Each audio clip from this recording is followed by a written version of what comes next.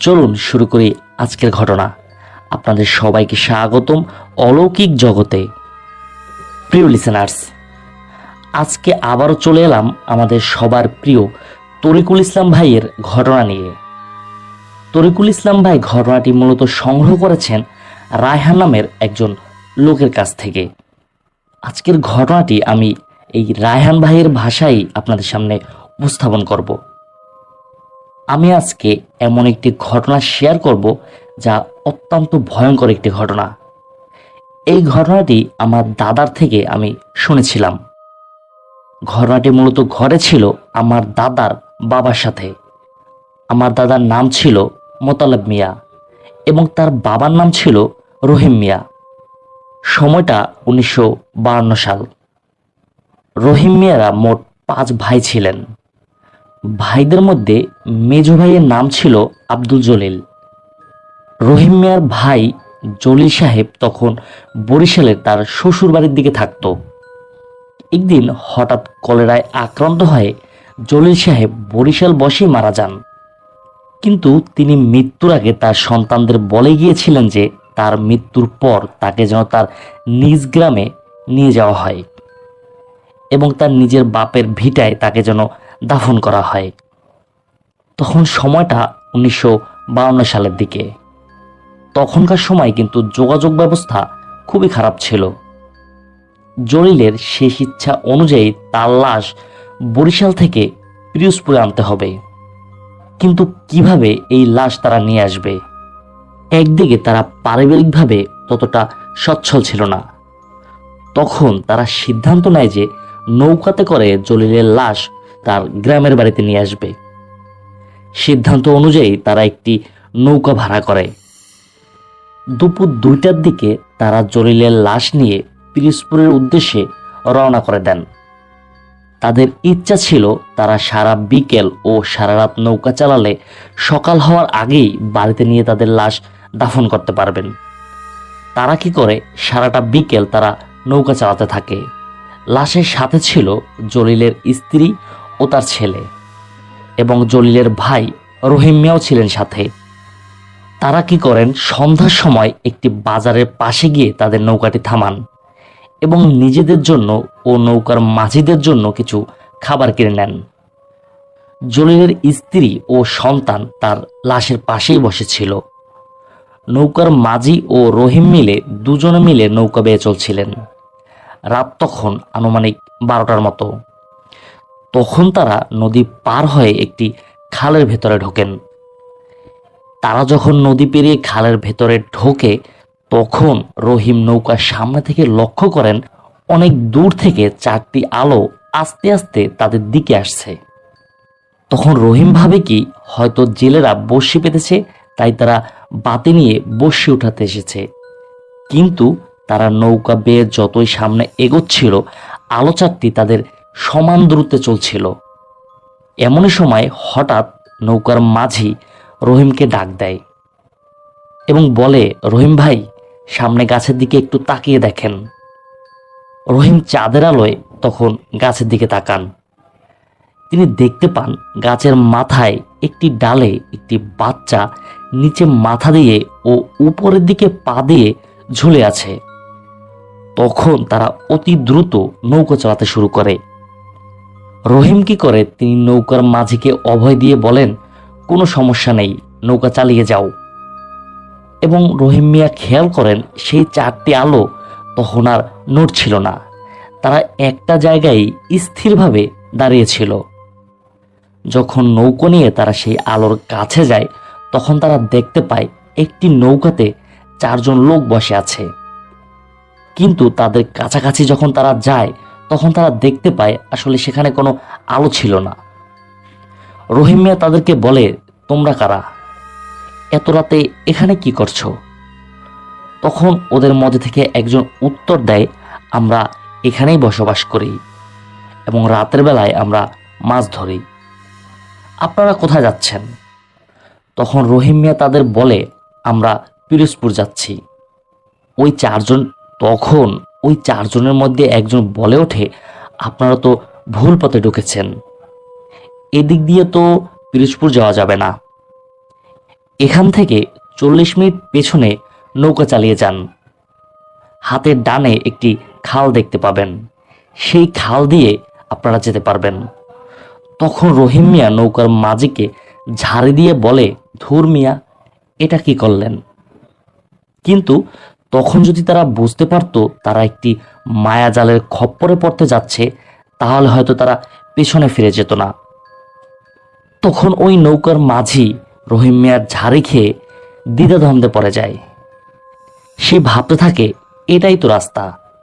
আবার সে মনে মনে এটাও ভাবে, হয়তো অনেকদিন আগে এসেছি, তাই হয়তো রাস্তা ভুলে গিয়েছি। তারা সেখান থেকে পেছনে গিয়ে ওই খালটা ধরে। সেই খালটা ছিল কিছুটা অদ্ভুত রকমের অন্ধকার। রহিম মিয়ার কাছে মনে হচ্ছিল তারা একটি টানেলের ভেতরে ঢুকে গেছে। কোনো মতে হেরিকেনের বাতি দিয়ে তারা সামনে এগোচ্ছিল।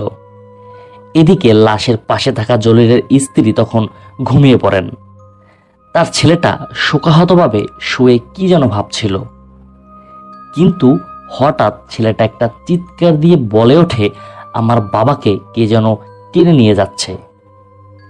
এই কথাটি শোনা মাত্র রহিম মিয়া দ্রুত নৌকার ছুঁয়ের ভেতরে যায় এবং তিনি গিয়ে দেখতে পান যেখানে জলিলের লাশ রাখা ছিল সেখান থেকে জলিলের লাশ অর্ধেকটা ছুঁয়ের বাইরে এবং বাকি অর্ধেকটা ভেতরে আছে। যেহেতু রহিম মিয়া সামনের দিকে তাকিয়ে নৌকা চালাচ্ছিলেন, তাই তিনি লক্ষ্য করেননি সামনের দিক থেকে কিভাবে লাশের অর্ধেক অংশ বাইরে বের হয়ে এসেছে। তখন তিনি কি করেন, তিনি লাশটিকে ঠিক করে দেন এবং কিছু দোয়া দুরুদ পরে আবারও সামনের দিক থেকে তিনি নৌকো চালাতে শুরু করেন। তবে তখন নৌকার মধ্যে যারা ছিলেন সবার মনের মধ্যেই একটা ভয় কাজ করছিল। জলিলের স্ত্রী ছেলের চিৎকার শুনে জেগে উঠেছিলেন। এই ঘুটঘুটে অন্ধকার রাতে তারা নৌকো বেয়ে চলছে। নৌকো চালাতে চালাতে তারা এমন একটি জায়গায় গিয়ে পৌঁছায় যেখানে খালটি ভাগ হয়ে 3 দিকে গিয়েছে এবং এইটা দেখে তারা সিদ্ধান্ত নিতে পারেন না যে আসলে তাদের কোন খালে যাওয়া উচিত। ঠিক এমন সময় খালের পার থেকে একটি লোক বলে ওঠে, কোথায় যাবেন ভাই? ওই লোকটির কণ্ঠটা ছিল অনেকটা কর্কশ ধরনের। রহিম মিয়া তাকে জিজ্ঞেস করে, আপনি কে? লোকটি উত্তর দেয়, আমি একটি বিপদে পড়ে এখানে দাঁড়িয়ে আছি, একটি নৌকার অপেক্ষায়। রহিম মিয়া তাকে বিপদের কথা জিজ্ঞেস করলে সে বলে, আমার খুব জরুরি ভিত্তিতে সামনের বাজারে যেতে হবে, কিন্তু এত রাতে কিভাবে যেতে পারি? তখন নৌকার সকলে চিন্তা করে, যাক, একজন লোক যদি আমাদের সাথে হয় তাহলে আমাদের ভালোই হবে, রাস্তা চিনতেও সুবিধা হবে। রহিম মিয়া বলে, আমরা ওদিকে যাচ্ছি, আপনি চাইলে আমাদের সাথে যেতে পারেন। অতঃপর তারা লোকটিকে নৌকায় তোলেন। লোকটির চুল ছিল বড় বড়, গায়ে ছিল একটা সাদা চাদরের মতো। মাঝি এবং রহিম তাকে নৌকায় তুলে নৌকা চালাতে শুরু করে। এদিকে জলিলের স্ত্রী আবারও ঘুমিয়ে পড়েছেন। তারা কিছু দূর যাওয়ার পরে খালের ভেতরে অনেক কচুরিপানা দেখতে পান। যেহেতু ওই লোকটা ছিল বৃদ্ধ, তাই তাকে ডাক না দিয়ে রহিম জলিলের ছেলেকে ডাক দেন কচুরিপানা ছাড়ানোর জন্য। নৌকার মাঝি, রহিম মিয়া ও জলিলের ছেলে, এরা 3 জন মিলে কচুরিপানা ছাড়াচ্ছিলেন। তখন ওই নৌকাতে ওঠা লোকটি ছুঁয়ের ভেতরে ঢুকে পড়েন। এরা 3 জন যখন কচুরিপানা ছাড়াচ্ছিলেন তখন নৌকার ভেতরে তাদের কোনো লক্ষ্য ছিল না। অনেকটা জায়গা নিয়ে কচুরিপানা বেঁধে আছে। তারা প্রায় অর্ধেকটা কচুরিপানা ছাড়িয়েও ফেলেছিল। তখন নৌকার মাঝি শুনতে পায় নৌকার ভেতর থেকে কি যেন খাওয়ার শব্দ হচ্ছে। মনে হচ্ছে কুকুরে কোনো হাড়গোড় কামড়িয়ে খাচ্ছে। তখন ওই নৌকার মাঝি একটু ভালো করে শব্দটা খেয়াল করেন। নৌকার মাঝি নিশ্চিত হন যে এই শব্দটা তার নৌকার ভেতর থেকেই আসছে।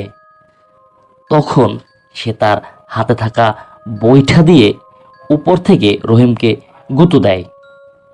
রহিম চিৎকার দিয়ে ওঠে। রহিমের চিৎকার দেওয়ার সাথে সাথে ভেতরে সেই শব্দটা বন্ধ হয়ে যায়। আসলে ঘটনা হয়েছিল কি, মাঝি অনেকটা ভয় পেয়ে গিয়েছিল।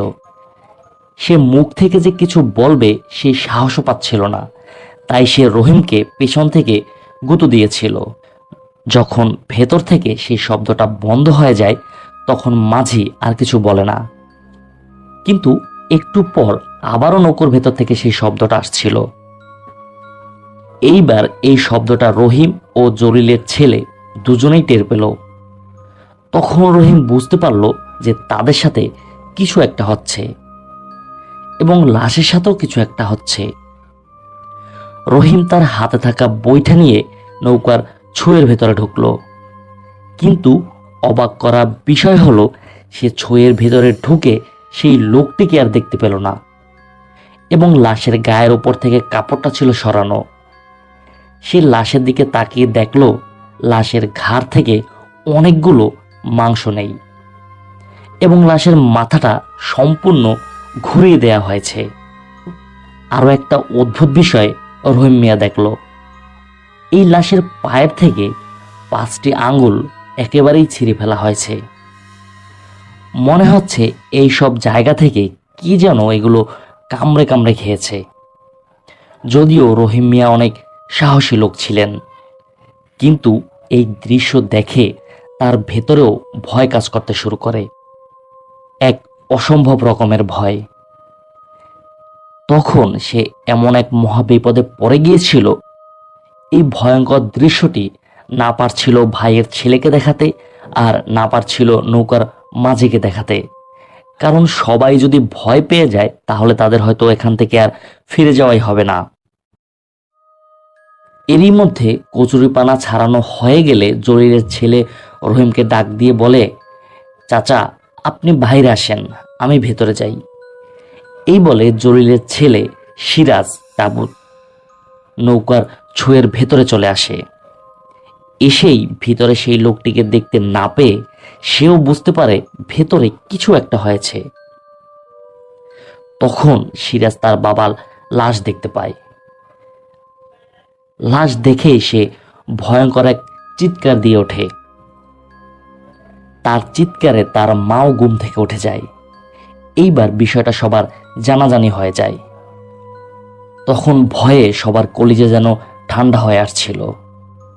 তখন রহিম সবাইকে বলে, আমরা যদি এভাবে সকলে ভয়ে এখানে বসে থাকি তাহলে আমাদের আরো বড় বিপদ হতে পারে। তাই রহিম নৌকার ভেতরে যায় এবং সিরাজ ও নৌকার মাঝিকে নৌকা চালাতে বলে। কিছু সময় কোনো সমস্যা হচ্ছিল না, কিন্তু বাইরে এরা দুজন প্রায় আধ ঘন্টার মতো নৌকা চালাচ্ছিল। হঠাৎ সিরাজ ডাক দেয়, এ আমরা কোথায় চলে এসেছি? আমরা তো একটা বিলের মধ্যে ঢুকে পড়েছি, এই খালটা তো এখানেই শেষ হয়ে গেছে। তখন রহিম নৌকার ভেতর থেকে বাইরে বের হয়ে আসেন। তারা দেখতে পায় বড় একটি বিল, তবে এক পাশ দিয়ে কিছু বাড়ির আলো তারা দেখতে পায়। তারা যখনই সেই বাড়ির দিকে নৌকা চালাতে শুরু করে তখনই মনে হচ্ছিল পেছন থেকে কেউ তাদের নৌকাটা টেনে ধরে আছে। তখন তারা 3 জন মিলেই নৌকা চালাতে চেষ্টা করে যাচ্ছেন, কিন্তু কোনোভাবেই নৌকাটি সামনে এগোচ্ছিল না।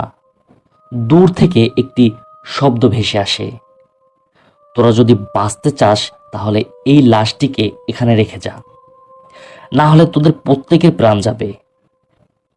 খুব বাজেভাবে একটি হাসির শব্দ তারা শুনতে পায়। দূর থেকে সেই প্রথমবারের মতো 4টি আলো তাদের দিকে ধেয়ে আসছে। 4 জন মানুষ। তখন প্রত্যেকের অবস্থা কতটা করুণ হয়েছে আপনারা সেটা বুঝতেই পারছেন। তারা যেন একটি ঘোরের মধ্যে পড়ে গিয়েছে। দূর থেকে আসা সেই শব্দটির উত্তরে রহিম বলে ওঠে, তোরা আমাদের কিছুই করতে পারবি না। মানুষ হলো সর্বশ্রেষ্ঠ জাতি, মানুষ জিন ভূতে ভয় পায় না। কিন্তু তারা আবারও সেই শব্দটি শুনতে পায়, লাশটাকে এখানে নামিয়ে রেখে দে, তা না হলে তোদের প্রত্যেকের প্রাণ যাবে। এই কথা শুনে সিরাজ ভয়ে কাঁপছিল। সিরাজের মা ইতিমধ্যে জ্ঞান হারিয়ে ফেলেছে। মাঝির অবস্থাও ছিল খুব খারাপ। রহিম মিয়া শিক্ষিত লোক ছিলেন না, তবে গ্রামের একজন কর্মঠ মানুষ ছিলেন তিনি। শুদ্ধ অশুদ্ধ ছুরা কালাম যাই জানে তিনি পড়তে শুরু করেন। তারপরও দূর থেকে সেই হাসির শব্দটা তারা শুনতে পাচ্ছিল। রহিম মিয়া বলেন, তখন হয়তোবা ফজরের আজানের 2-1 ঘন্টা বাকি ছিল।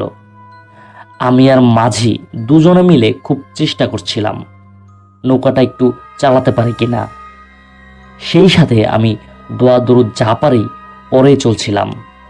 হঠাৎ আমাদের নৌকাটা চলতে শুরু করলো। আলো চারটি তখন আর দেখতে পেলাম না। তখন আমরা দ্রুত গতিতে আমাদের নৌকাটা সেই বাড়িগুলোর দিকে চালাতে শুরু করি। কিন্তু ভাগ্য খারাপ হলে যা হয়, সেখানে গিয়ে দেখি এটা কোনো মানুষের বাড়ি নয়, এটি লক্ষ লক্ষ মানুষের কবরস্থান। এবং কাছে যেতেই কোনো আলো আমরা দেখতে পাইনি। সব থেকে ভয়ের বিষয় ছিল সেই কবরস্থানের মাঝে সেই লোকটিকে দেখতে পাই আমরা, যে লোকটি আমাদের নৌকায় উঠেছিল এবং আমার ভাইয়ের লাশও সে খেয়েছিল। এমন সময় হঠাৎ একটি বাতাস এসে আমাদের নৌকার হেরিকেনটি বন্ধ করে দেয়। তখন আমাদের সম্পূর্ণ নৌকাটি অন্ধকারে ডুবে যায়। যখনই আমাদের নৌকার আলো বন্ধ হয়ে যায়, তখনই দেখতে পাই পেছন থেকে সেই 4টি আলো খুব দ্রুত গতিতে আমাদের দিকে আসছে। কাছে আসতেই দেখতে পাই এই 4 জন মানুষ নয়, এদের মাথা ছিল না। তখন ভয়ে আমি সেই কবরস্থানে নেমে যাই এবং মাঝি আমার পিছু নেয়। সিরাজ নৌকাতে জ্ঞান হারিয়ে ফেলেছিল, আর ভাবি তো আগেই অজ্ঞান হয়েছিল। আমি এবং নৌকার মাঝি খুব দ্রুত দৌড়াতে শুরু করি। তখন মাথাবিহীন সেই 4টি অবয়ব আমাদের পিছু নেয়। দৌড়াতে দৌড়াতে আমি যে কোন দিকে চলে গিয়েছিলাম আমি নিজেও জানি না, এবং আমরা যে এখন কোথায় আছি তাও জানি না। আশেপাশে কোথাও আমি মাঝিকে দেখতে পাচ্ছিলাম না। হাজার হাজার কবরের মাঝে আমি একাই দৌড়তে থাকি। হঠাৎ আমি দেখলাম কবরের মাঝে দাঁড়িয়ে থাকা সেই লোকটি আমাদের দিকে না এসে সে নৌকার দিকে চলে গেল। আমি নিজের প্রাণ বাঁচানোর জন্য নৌকার সবার কথা ভুলে গিয়েছিলাম।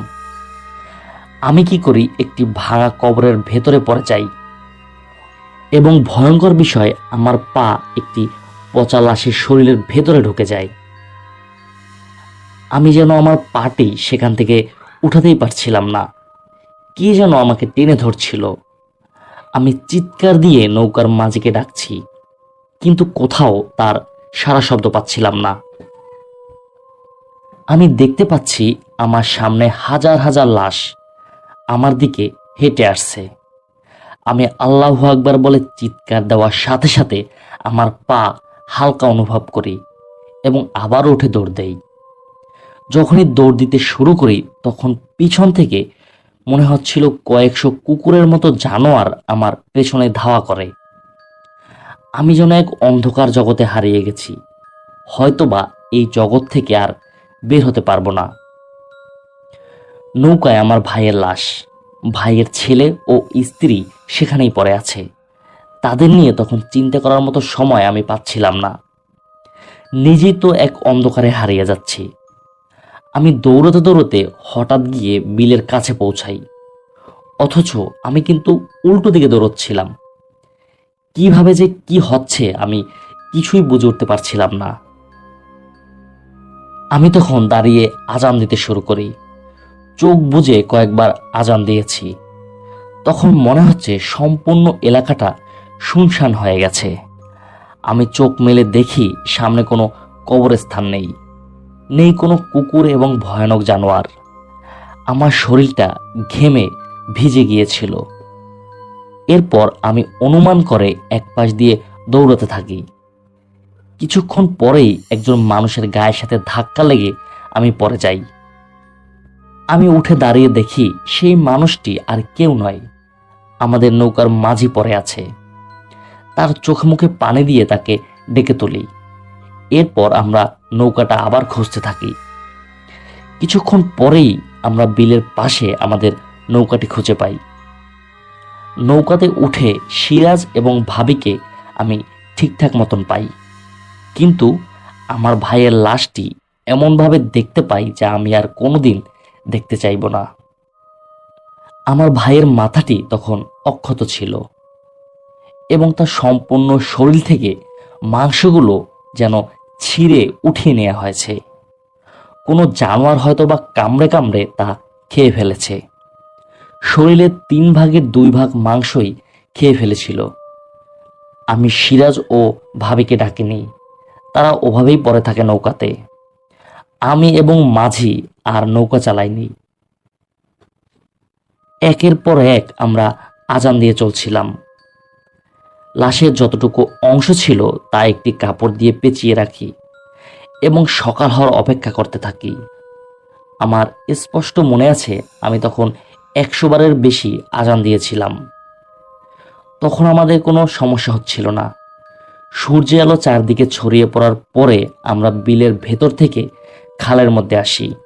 কিছু দূর নৌকা চালানোর পরে একজন লোকের সাথে আমাদের দেখা হয়। সে আমাদের জানায় এটা অন্য একটা এলাকা। আমরা দ্রুত বেগে নৌকা চালিয়ে দুপুরের সময় বাড়িতে পৌঁছাই এবং খুবই অল্প কিছু সংখ্যক লোক নিয়ে আমার ভাইয়ের জানাজা শেষ করে তাকে দাফন করে দেই। যখন আমি এবং নৌকার মাঝি নৌকা ছেড়ে পালাচ্ছিলাম তখন আমার সাথে কি ঘটেছিল আপনারা শুনেছেন, কিন্তু নৌকার মাঝি চলে যাওয়ার আগে আমাকে কিছু কথা বলে গিয়েছিল। সে যখন দৌড়াতে ছিল তখন তাকে মাথাবিহীন সেই 4টি অবয়ব ধাওয়া করছিল। নৌকার মাঝি দৌড়তে দৌড়তে নাকি একটি ঘরের কাছে পৌঁছায়। সে কি করে, ভয়ে সেই দরজায় গিয়ে কড়া নাড়তে শুরু করে। তখন ওই ঘর থেকে একজন বৃদ্ধা মহিলা বের হয়ে আসেন এবং তাকে খুব যত্ন করে ঘরে নিয়ে যান। তখন ওই মাঝি ওই বৃদ্ধা মহিলাকে তার সাথে ঘটে যাওয়া ঘটনাগুলি বলতে যাবে, তখন সে ঘরের ভিতরে দেখতে পান অনেকগুলো মৃত মানুষের দেহ ঝুলে আছে। তখন ওই মহিলাটি মাঝের দিকে তাকিয়ে বিদঘুটে ভয়ানক এক হাসি দেয়। মাঝে তখন সেই ঘর থেকে বের হয়ে আবার দৌড়তে শুরু করে। দৌড়তে দৌড়তে সে ফিরে আসে বিলের কাছে এবং জ্ঞান হারিয়ে সে সেখানেই পড়ে যায়। এরপর তার আর কিছু মনে নেই। আমি গিয়ে চোখে মুখে পানি দিয়ে তার জ্ঞান ফিরেছিলাম। এই ঘটনাটি এখানে শেষ হলে বোধহয় ভালো হতো, কিন্তু এখানে নতুন একটি সমস্যার উৎপত্তি হয়। আমরা যে 4 জন নৌকাতে ছিলাম সকলেই অসুস্থ হয়ে পড়ি। প্রথমে আমার শরীরে খুব জ্বর হয়। গ্রামের মৌলভী সাহেবের কাছ থেকে পানি পড়া ও তাবিজ নিয়ে আমরা ব্যবহার করি।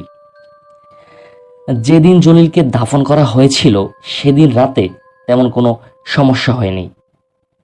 জলিলকে দাফন করার 1 সপ্তাহ পরে জলিলের স্ত্রী জ্বরাক্রান্ত অবস্থায় মৃত্যুবরণ করেন।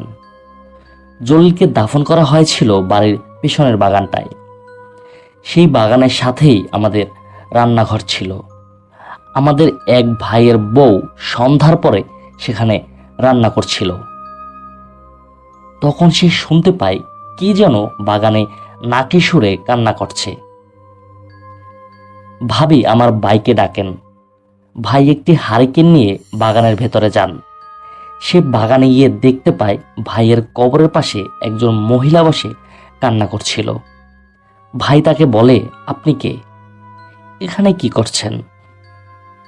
বলা মাত্রই ওই মহিলাটি ভাইয়ের দিকে তাকান। সাথে সাথে ভাই এক চিৎকার দিয়ে বাড়ির ভেতরে চলে আসেন এবং সবাইকে জানান ছিন্ন ভিন্ন চেহারা দেখতে একটা মহিলা ভাইয়ের কবরের পাশে বসে কান্না করছে। তখন সকলে মিলে হেরিকেন নিয়ে সেখানে যাই, কিন্তু গিয়ে কিছুই দেখা যায় না। এরপর মধ্যরাতে প্রায় বাগান থেকে কারো কান্নার আওয়াজ শোনা যেত। এই খবরগুলি আমাদের গ্রামে একসময় ছড়িয়ে পড়ে। তখন গ্রামের মানুষ অতি প্রয়োজন ছাড়া আমাদের বাড়িতে আসা একদম বন্ধ করে দেয়। প্রায় রাতের বেলা আমাদের ঘরের উপরে ঢিল পড়ত। একদিনের ঘটনা, আমার এক ভাই রাতের বেলা বাথরুমে গিয়েছিলেন। তখন গ্রামের বাথরুম ছিল কাঁচা বাথরুম। ভাই বাথরুমে যাওয়ার পর কি যেন তাকে একটা ধাক্কা দিয়ে ওই বাথরুমের মধ্যে ফেলে দেয়। বাথরুমটা বেশি গভীর ছিল না, তাই সে উপরে উঠতে পেরেছিল। এমনকি অধিকাংশ রাতেই আমরা ঘরের বাইরে শুনতে পেতাম অদ্ভুত কিছু শব্দ। কখনো কখনো মনে হতো ঘোড়া দৌড়াচ্ছে, আবার গরু দৌড়াচ্ছে। সেই থেকে আমাদের বাড়িটা একটা ভৌতিক বাড়ি হিসেবে গ্রামে পরিচিতি লাভ করে।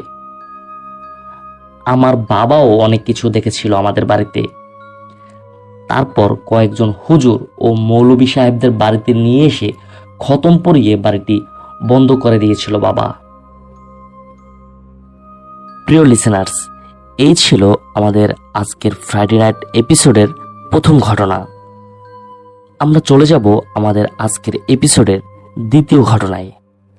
আশা করছি আমাদের এই দ্বিতীয় ঘটনাটিও আপনাদের খুবই ভালো লাগবে। চলুন শুরু করি আমাদের এপিসোডের দ্বিতীয় ঘটনা। প্রিয় লিসেনার্স, এখন যে ঘটনাটি আমি আপনাদের সাথে শেয়ার করব, এই ঘটনাটি আমাকে পাঠিয়েছেন জিহাদ নামের একজন ভাই। তিনি ঘটনাটি পাঠিয়েছেন রংপুর থেকে। তিনি যেভাবে লিখেছেন আমি ঠিক সেভাবেই আপনাদের পড়ে শোনাচ্ছি। এই ঘটনাটি ঘটেছিল আমার ফ্যামিলির সাথে।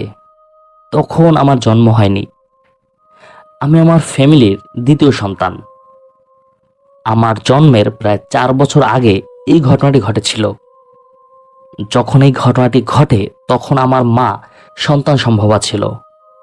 আমি এবং আমার বোন, এর মাঝে আমাদের আরো একজন ভাই ছিল, যে এখন আমাদের মাঝে নেই। আমার সেই ভাইয়ের কি হয়েছিল সম্পূর্ণ ঘটনাটি শুনলে আপনারা বুঝতে পারবেন। সময়টা 1975। আমার বোনের বয়স তখন 13 বছর। আমার বোনের 13 বছর বয়স হয়ে যাওয়ার মধ্যে আমার মা বাবার আর কোনো সন্তান হচ্ছিল না। তারা অনেক জায়গায় ডাক্তার দেখিয়েছিল, কিন্তু কোনো ফল পায়নি। দ্বিতীয় কোনো সন্তান না হওয়ায় এক পর্যায়ে আমার বাবা মায়ের ভেতরে সবসময় কোলাহল লেগে থাকতো। অবস্থা এমন হয়ে গিয়েছিল যে একজন আরেকজনকে সহ্যই করতে পারত না। একদিন এমনই ঝগড়াঝাটির মধ্যে আমার মা আমার বাবার উপরে রাগ করে আমার নানু বাড়িতে চলে যায়।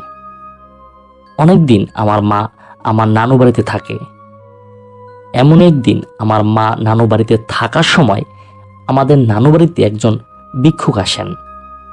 ওই ভিক্ষুক এসে সাধারণ ভিক্ষুকের মতো ভিক্ষা চায় না, বরং সে নানুকে বলে, আমাকে খাবার দে, আমার ক্ষুধা লেগেছে।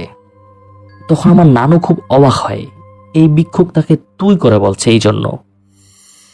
আমার নানু তখন তাকে বলে, ঘরে কোনো খাবার নেই, আর আপনার মতো বেয়াদব ভিক্ষুকে আমি খাবার দেব না। তখন ওই ভিক্ষুক বলে, আমাকে খাবার দে, তোর উপকারী হবে। তোর ঘরে না তোর মেয়ে আছে, তার সংসারে তো অশান্তি চলছে, তার তো দ্বিতীয় সন্তান হচ্ছে না। এই কথাটি শোনা মাত্র আমার নানু চমকে ওঠেন। এই ভিক্ষুক, যাকে তিনি চিনেন না, কিন্তু কিভাবে তার মেয়ের ব্যাপারে তিনি জানতে পারল। তখন আমার নানু ওই ভিক্ষুককে বলে, আপনি বসেন, আমি খাবার দিচ্ছি। আমার নানু তাকে খাবার দেয়। খাবার শেষ হলে ভিক্ষুক নানুকে বলে, তোর মেয়ের সন্তান হবে, তবে ওই সন্তান আমাকে দিয়ে দিতে হবে। তখন আমার নানু কি করে, এই দিয়ে দেওয়ার ব্যাপারটা একদম চিন্তা করে না। সে তার মেয়ের সংসার নিয়ে চিন্তা করে। সে বলে, কিভাবে সন্তান হবে? তখন ওই ভিক্ষুক তার ব্যাগের মধ্য থেকে একটি লেবু বের করে নানুর হাতে দেয় এবং তিনি বলে, এই লেবুটি কেটে তোর মেয়েকে শরবত বানিয়ে খাইয়ে দিবি, আর যখন সন্তান বড় হবে সময় মতো আমি এসে নিয়ে যাব। এরপর ওই ভিক্ষুক চলে যায়। আমার নানু মনে করে এ হয়তো কোনো পাগলই হবে। তারপরও তিনি চিন্তা করেন, যদি মেয়ের সন্তান হয় তাহলে হয়তো সংসারটা বাঁচবে। এই জন্য আমার নানু লেবুটি কেটে আমার মাকে খাইয়ে দেয়। এর কিছুদিন পরে আমার বাবা আমার নানু বাড়িতে গিয়ে আমার আম্মুকে নিয়ে আসেন। এরপর কয়েক মাস যেতে না যেতেই আমার ভাই আমার মায়ের গর্ভে আসেন। আমার ওই ভাইটি যখন মায়ের পেটে ছিল তখন আমার মা প্রায় স্বপ্ন দেখতেন। তিনি স্বপ্ন দেখতেন একজন লোক যার মাথায় জট, বড় বড় দাড়ি আছে। সেই লোক আম্মুকে বলছে, সাবধানের সাথে চলাফেরা করো, আমার সন্তানের ক্ষতি হবে। আম্মু কখনো কখনো এই স্বপ্ন দেখে চিৎকার করে ঘুম থেকে জেগে উঠতেন। ঠিক যথাসময়ে আমার সেই ভাইটি দুনিয়ায় আসে। যখন তার বয়স 6 মাস পার হয়, তারপরে এক রাতের ঘটনা। আমার মা ভাইকে নিয়ে বিছানায় ঘুমিয়ে পড়েছিলেন। আমার বোন এবং আমার বাবা ছিল অন্য রুমে। রাত তখন 2:30 মতো হবে। আমার ভাইয়ের নাড়াচাড়ায় আমার আম্মার ঘুম ভেঙে যায়। মা ঘুম ভেঙে তাকিয়ে দেখেন যে ভাই সজাগ হয়ে তাকিয়ে আছে এবং যাকে আমার মা মাঝে মাঝে স্বপ্ন দেখত সেই লোকটি আমার ভাইয়ের পাশে বসা এবং বসে বসে আমার ভাইয়ের সাথে সে খেলা করছে। আমার মায়ের বর্ণনা অনুযায়ী সেই লোকটির চেহারা ছিল খুবই ভয়ঙ্কর। আমার মা চোখ মেলে তার দিকে তাকাতেই লোকটি আমার মায়ের দিকে তাকায়। চোখে চোখ পড়ার সাথে সাথেই ওই লোকটি মায়ের দিকে তাকিয়ে একটি হাসি দেয়। সেই ভয়ানক হাসি দেখে আমার মা চিৎকার দেয় এবং সাথে সাথে সেই লোকটি একটি কালো কাকের মতো করে জানলা দিয়ে উড়ে বেরিয়ে যায়। এরপর আর তাকে দেখা যায় না। আমার মায়ের চিৎকার শুনে বাবা এবং আমার বোন ঘুম থেকে উঠে আমার মায়ের রুমে যান। বাবা এই ঘটনা শুনে আমার মাকে বলেন, তুমি হয়তো স্বপ্ন দেখেছ, ঘরের জানালা তো বন্ধই আছে, তাহলে এখানে কেউ কিভাবে আসবে এবং যাবেই বা কিভাবে? সেদিন রাতটা আমার বাবা এবং আমার বোন আমার মায়ের কাছেই ঘুমায়। এরপর তেমন একটা সমস্যা হচ্ছিল না। কেটে যায় অনেক দিন, কিন্তু আমার ভাইয়ের বয়স যখন 2 বছর তখন একটি ভয়ানক ঘটনা ঘটে। আমার বাবা কাজের জন্য শহরে গিয়েছিলেন। আমার বোন, আমার মা এবং আমার ছোট ভাই একসাথে ঘুমানো ছিল। অনেক রাতে আমার মার ঘুম ভেঙে যায় এবং সে তার পাশে ভাইকে দেখতে পায় না। সাথে সাথে আমার মা উঠে যায় এবং আমার ভাইকে খাটের নিচে উপরে সব জায়গায় খুঁজতে থাকেন। এরপর পুরো রুমটায় খোঁজেন, ঘরের ভেতরে খোঁজেন, কিন্তু তাকে আর কোথাও পাওয়া যায় না। ঘরের সব জানালা ছিল বন্ধ। তাহলে ভাই কোথায় গেল? একটা 2 বছরের শিশু একা একা তো এত রাতে কোথাও চলে যেতে পারে না। আমার মা এবং বোন ঘরের জানালা খুলে দ্রুত বাইরে বের হন এবং তারা দেখতে পান ঘরের সামনে দিয়ে যে বাগানটা, সেখানে আমার ভাই কার সাথে যেন একা একা কথা বলছিল। বাচ্চারা যেভাবে কথা বলে সেইভাবে কথা বলছে। কিন্তু অদ্ভুত বিষয় যে ভাই এখানে আসলো কিভাবে, এবং বাচ্চারা একা একা থাকলে কথা বলে না, কান্নাকাটি করতে পারে। তবে কেউ তার সাথে কথা বললে সে কথা বলে, এটাই স্বাভাবিক। তখন আমার মা দৌড়ে যায় এবং ভাইকে কোলে নিয়ে তিনি ঘরে চলে আসেন। তখনও আমার ভাই কিন্তু স্পষ্ট কথা বলতে পারতো না, তাই ওকে জিজ্ঞেস করাও গেল না যে ওখানে কিভাবে গেল। এরপর দিন আমার বাবা আসেন। বাবাকে সম্পূর্ণ ঘটনা জানানো হয়, কিন্তু আমার বাবা বিশ্বাসই করতে পারলেন না যে এমন কোনো ঘটনা ঘটতে পারে। পরদিন মসজিদের হুজুরের কাছে আমার ভাইকে নিয়ে যাওয়া হয়। ওই হুজুর কিছু ঝাড়ফুঁক দিয়ে দেয়। এই ঘটনার কিছুদিন পরে ঘটে আরেক ঘটনা। সেদিন রাতে আমার মা ঘুমাচ্ছিল। সেদিনও আমার বাবা বাড়িতে ছিল না। মাঝরাতে আমার মায়ের ঘুম ভেঙে যায় এবং তিনি খুবই অদ্ভুত একটি জিনিস দেখতে পান। আমার মা দেখতে পান সেই লম্বা লম্বা দাড়ি মোছওয়ালা লোকটি আমার ভাইকে কোলে নিয়ে বসে আছে। এই লোককে আমার মা আগেও একবার দেখেছিল এবং স্বপ্নে তিনি বেশ কয়েকবার দেখেছেন। ওই লোকটির কোলে আমার ভাইকে দেখে আমার মা চিৎকার দিতে চায়, কিন্তু তার মুখ দিয়ে কোনো আওয়াজ বের হচ্ছিল না, এমনকি তার মুখ দিয়ে কোনো শব্দই বের হচ্ছিল না। ওই লোকটি আমার মায়ের দিকে তাকিয়ে হাসতে হাসতে বলে, আমি আমার প্রতিশ্রুতি রেখেছি, এবার আমার ছেলেকে আমি নিয়ে যাচ্ছি। তোর কোল খালি করতে আমার কষ্ট হচ্ছে, তবে এরপর তোর আবারও একটি ছেলে হবে, তাকে দিয়ে এই ছেলের আশা তুই পূরণ করিস।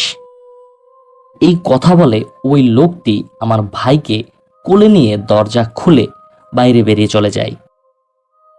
আমার মা এতক্ষণ কোনো কথা বলতে পারছিল না, এমনকি এক ফোঁটা নড়াচড়াও করতে পারছিল না। ওই লোকটি যখন ভাইকে নিয়ে বের হয়ে গেল, তখন আমার মা সাথে সাথে চিৎকার দিতে থাকেন। আমার মায়ের চিৎকার শুনে পাশের বাড়ির লোকেরা সবাই ছুটে আসে। এর পরদিন বাবা বাড়িতে আসলে তাকে ঘটনা জানানো হয়। এরপর বাবা মা অনেক কবিরাজের কাছে গিয়েছিলেন, কিন্তু আর কোনোদিন আমার সেই ছোট ভাইয়ের সন্ধান পাওয়া যায়নি। আমার ভাই হারিয়ে যাওয়ার শোকে আমার মা প্রায় পাগল হয়ে যায়। এরপর আমি দুনিয়ায় আসি। আমাকে পেয়ে আমার মা কিছুটা কষ্ট ভুলে গিয়েছিলেন। এই ছিল আমার পরিবারের সাথে ঘটে যাওয়া একটি সত্য ঘটনা। প্রিয় লিসেনার্স, এই ছিল আমাদের আজকের এপিসোড। মহান আল্লাহ তাআলার এই দুনিয়ায় কত যে রহস্য লুকিয়ে আছে তার ধারণা আমরা করতে পারি না। মহান আল্লাহ তাআলার কাছে ফরিয়াদ থাকবে এই ধরনের সকল সমস্যা থেকে তিনি যেন আমাদের হেফাজত করেন। প্রিয় লিসেনার্স, আজকের এই ঘটনাটি যদি আপনাদের সামান্যতম ভালো লাগে, অবশ্যই আমাকে কমেন্ট করে জানাবেন। আর আপনারা যারা আপনাদের জীবনে ঘটে যাওয়া কোনো ঘটনা অথবা আপনার জানা কোনো সত্য ঘটনা আমাকে পাঠাতে চান, তারা ঘটনা লিখে অথবা রেকর্ডিং করে পাঠিয়ে দিন আমাদের হোয়াটসঅ্যাপ নাম্বারে। এই ভিডিওর নিচে ডিসক্রিপশন বক্সে আমাদের হোয়াটসঅ্যাপ নাম্বার দেয়া আছে।